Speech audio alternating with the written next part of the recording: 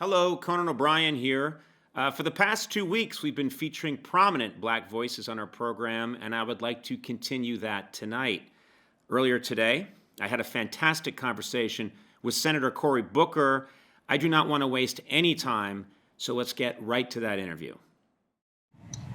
My guest tonight was the mayor of Newark, New Jersey, from 2006 to 2013. He's also the first African-American senator from New Jersey and was a candidate for the Democratic nomination in the 2020 presidential election. I am very honored to welcome Senator Cory Booker. Senator, how are you? I'm well, Conan. Thank you for having me on again. I want you to know I put on a nice shirt for you. This is my talking to a senator shirt. God, we could have done an agreement beforehand, a mutual disarmament, and I would put a t-shirt on and relaxed. When I wear a tie, I look like a kid these days that found his dad's tie. So I'm trying to show you respect, but not overdo it. You know. Well, maybe one day you'll show me the ultimate respect, and for an interview in the future, you will be bald, because that would be the greatest act of respect and deference. I'll tell you, Senator, it's a good look for you. It would not be a good look for me. All right, you can pull it off.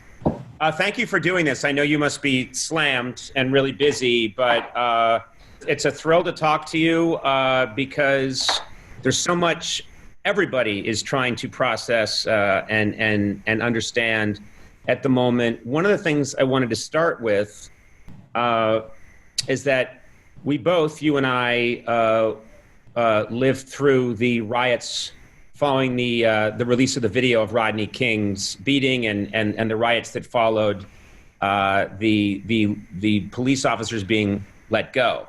And I was here in Los Angeles at the time. You lived through those riots, I know, as well. And am I correct? What's happened since the death of George Floyd feels very different. Does it feel different to you?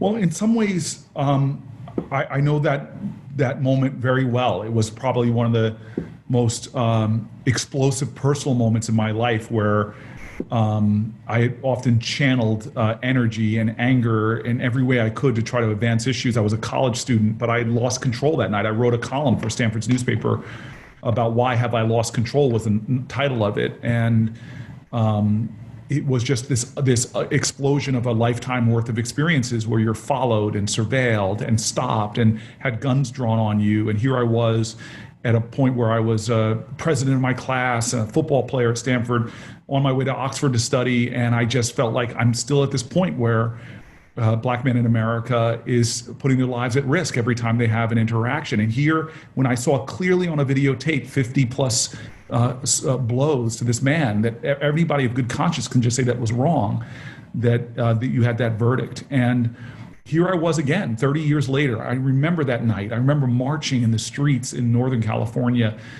And this feeling came up in me again after Ahmaud Arbery jogging in his community, Breonna Taylor sleeping in her home, a guy bird watching was threatened with something that Black men know could result in being beaten, being arrested, being thrown in jails. And then you see this torture of a human being until they die. And it's just been a time where you're brokenhearted, not just if you're Black. I just am a big believer, if America hasn't broken your heart, you don't love her enough when this kind of stuff goes on, and has now. That's been about 30 years ago. So am I hopeful? You know, I think you have to be a prisoner of hope because America in and of itself is a testimony to people under the most wretched conditions hoping for better.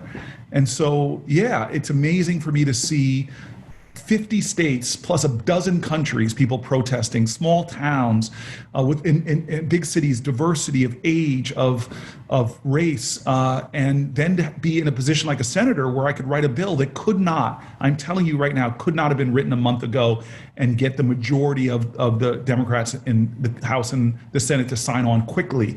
Couldn't have been done if it wasn't for the protests. So yeah, I'm really hopeful because there's one thing I know, and I know you love history.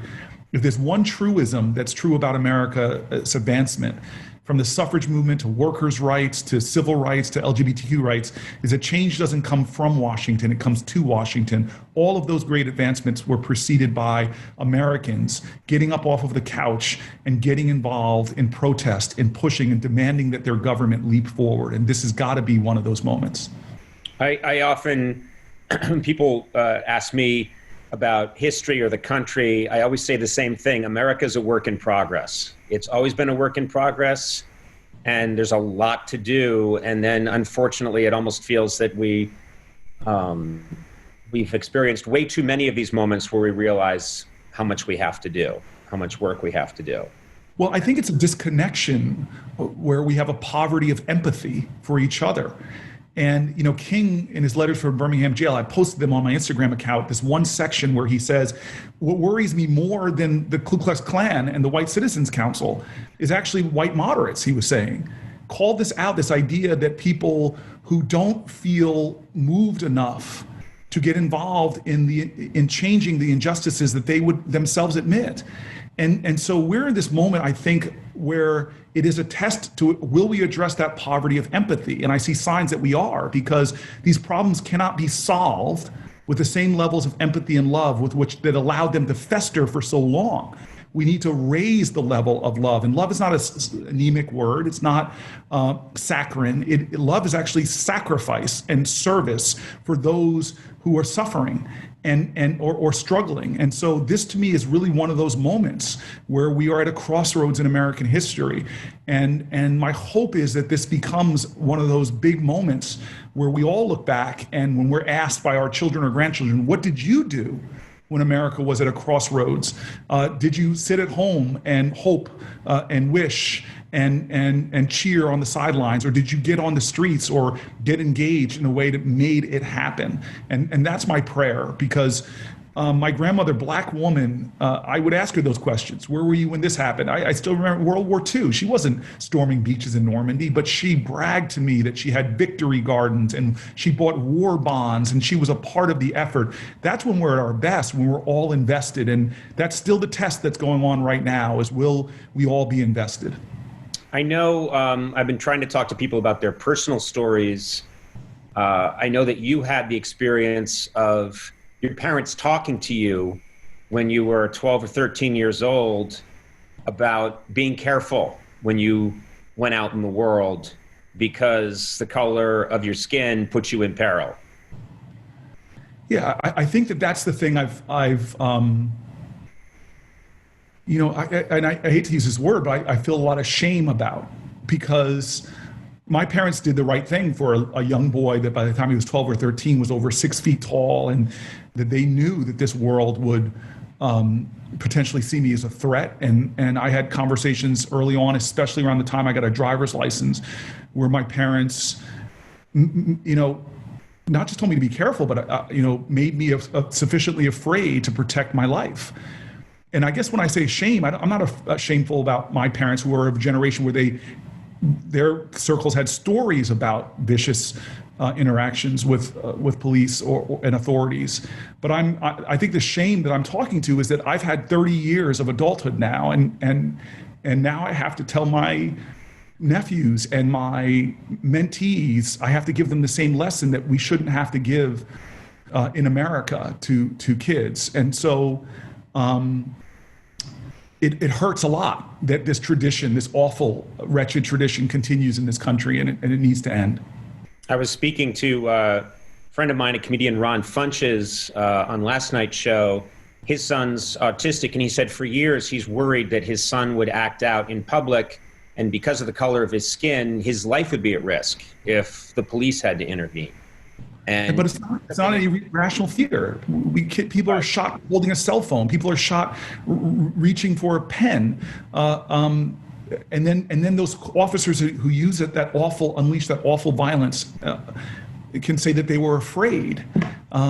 So this has been a week where I've talked to a lot of my African-American friends who are parents, and every conversation just hurts at a level that it's just difficult, and you feel weary, and you feel exhausted, and sick and tired, but at the same time, you have to engage in an impossible alchemy that better generations than us have engaged in.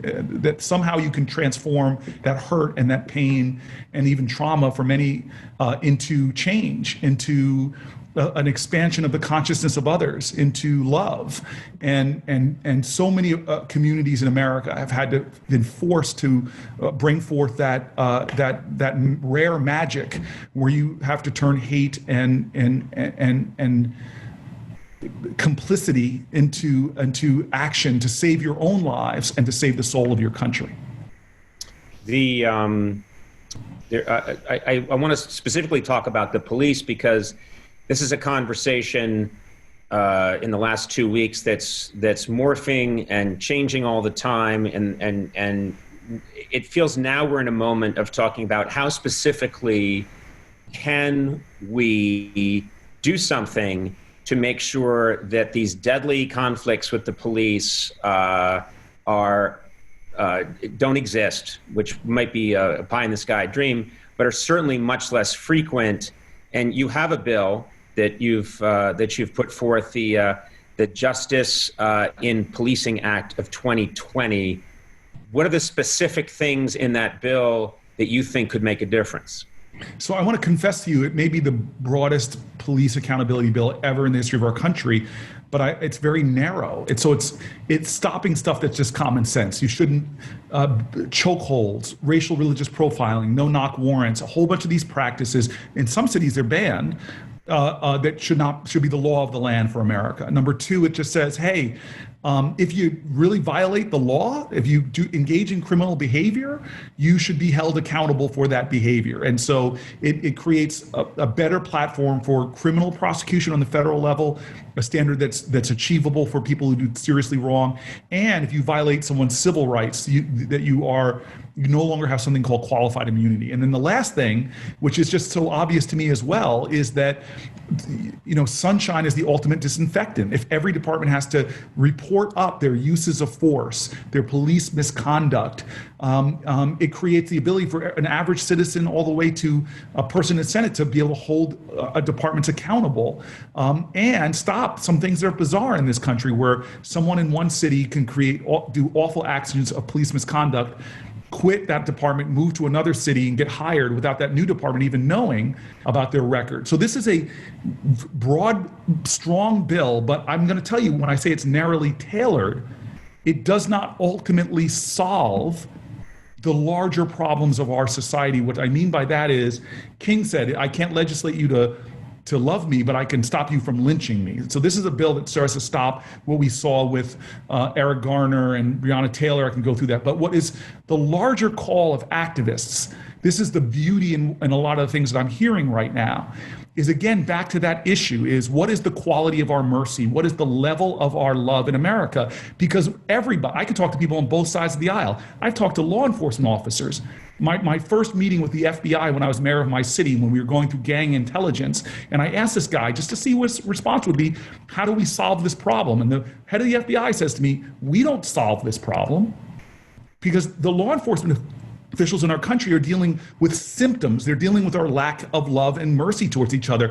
20% of our incarcerations are for people with drug addictions and suffering with drug abuse problems. And we don't give them help. We give them prison and jails, put them back on the streets. They get rearrested multiple times, costing us hundreds of thousands of dollars before they might find their way into treatment. People with mental illness, we criminalize them for a healthcare issue and don't get them the treatment. We throw them in our prisons and jails. Low-income people, we have criminalized poverty in this country.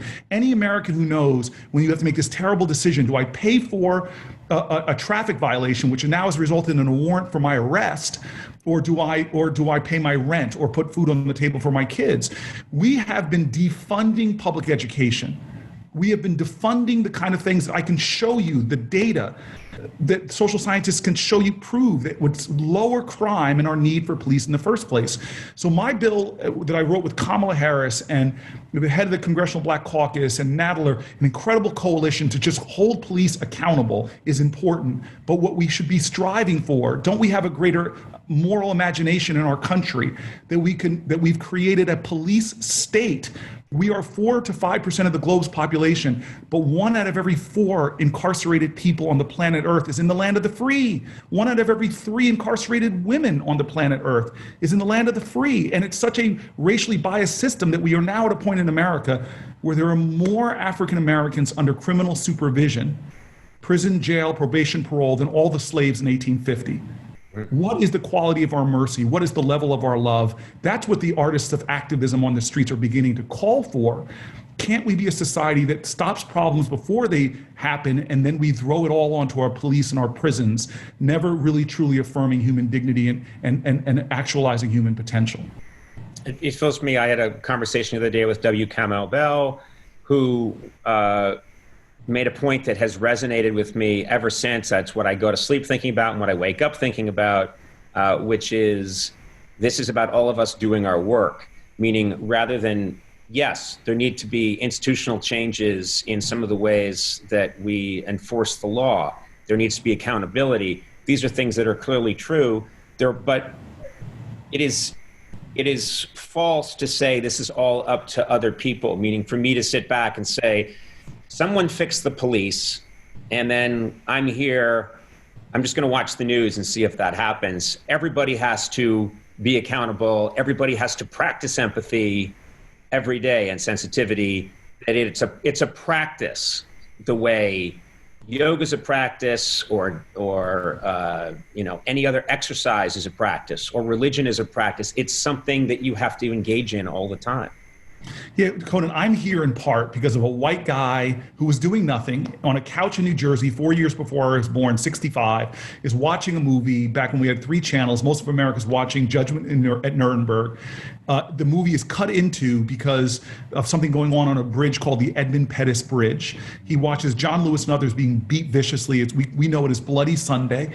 And a white guy in the suburbs on a couch stands up. He's so moved. He doesn't allow his inability to do everything to undermine his determination to do something. And he decides to go to Alabama, then laughs. He can't afford a plane ticket. He just started a business. But he says, you know what? 1 hour a week, I'm going to do something. And he calls and he finds these activists that are helping to break housing segregation because black families are being turned away from the suburbs of New Jersey.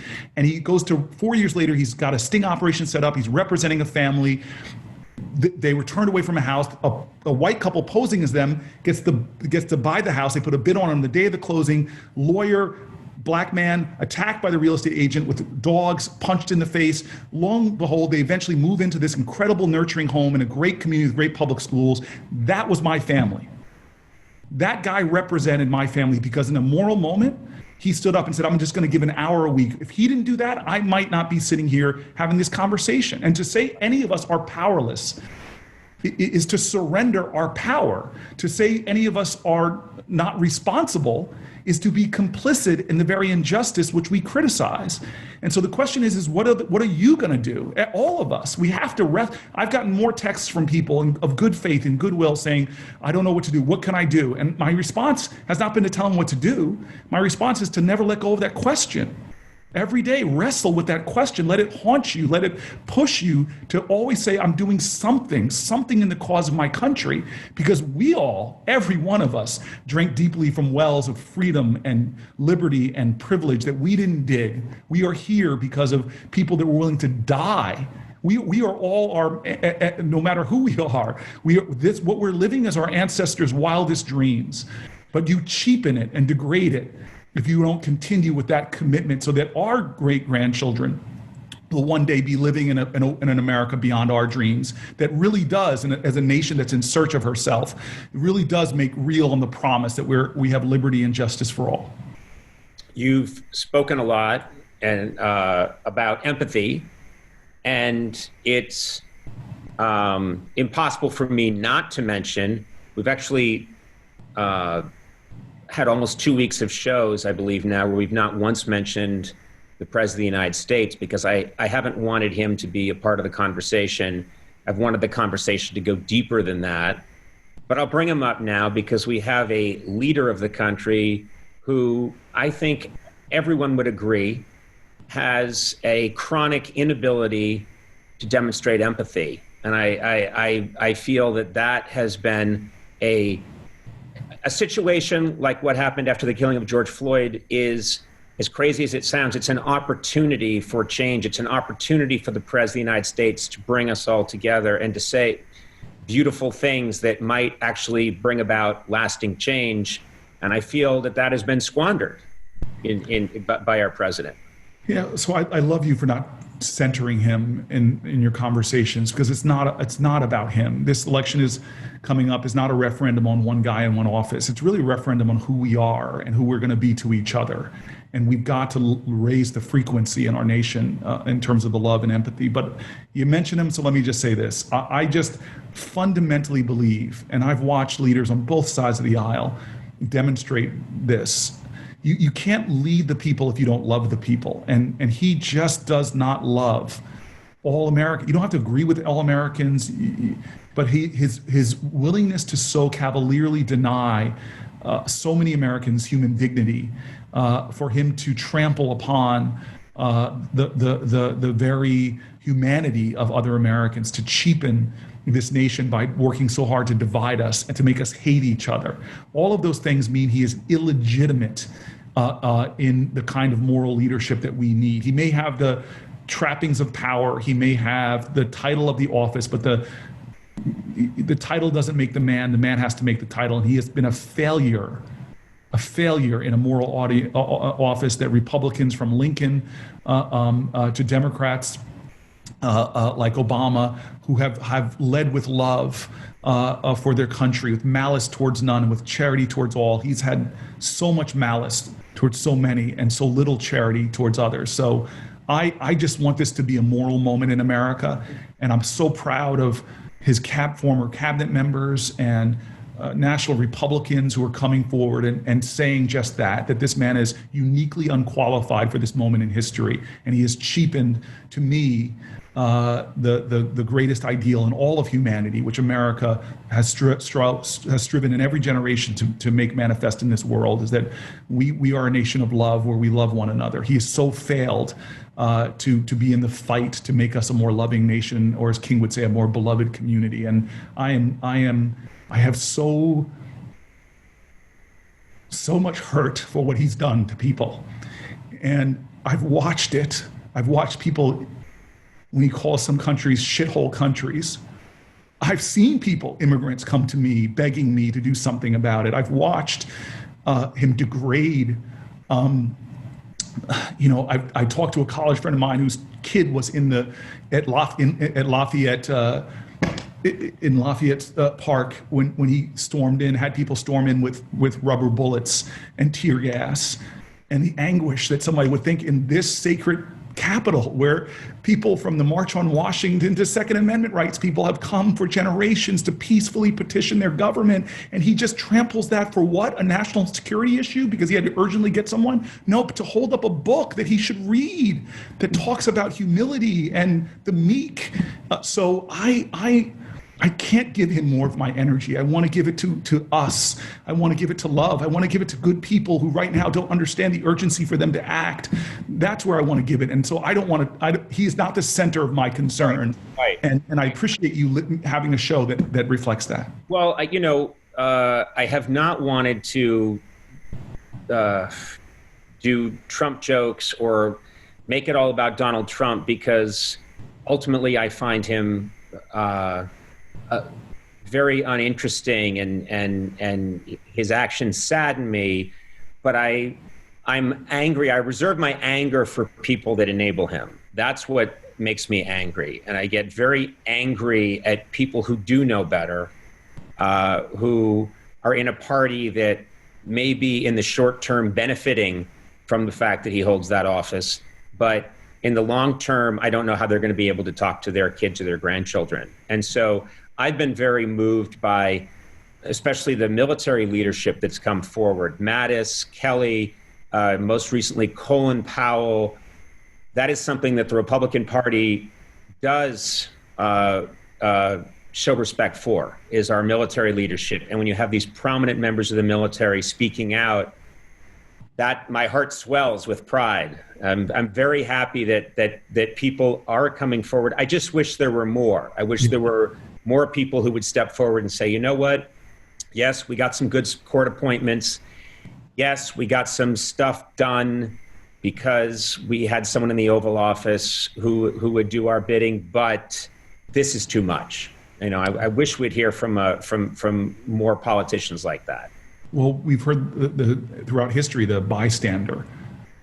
King talked about we have to repent in our day and age, not simply for the vitriolic words and violent actions of the bad people, but the silence and inaction of the good people. So I think that you're right, and I think that this again is that moment in American history. And I actually feel sorry for the Republican Party, because as a lot of his primary opponents in 2016, 15, and 16 said, they predicted, Lindsey Graham, all of them predicted that he would destroy the Republican Party. And a lot of them have gone silent now and are refusing to tell the truth of the perversion, the meanness, that he's cavalier in the meanness that isn't at the heart of a lot of Republicans. You name some of them, like Colin Powell. And so this is ultimately a test, and a test isn't over.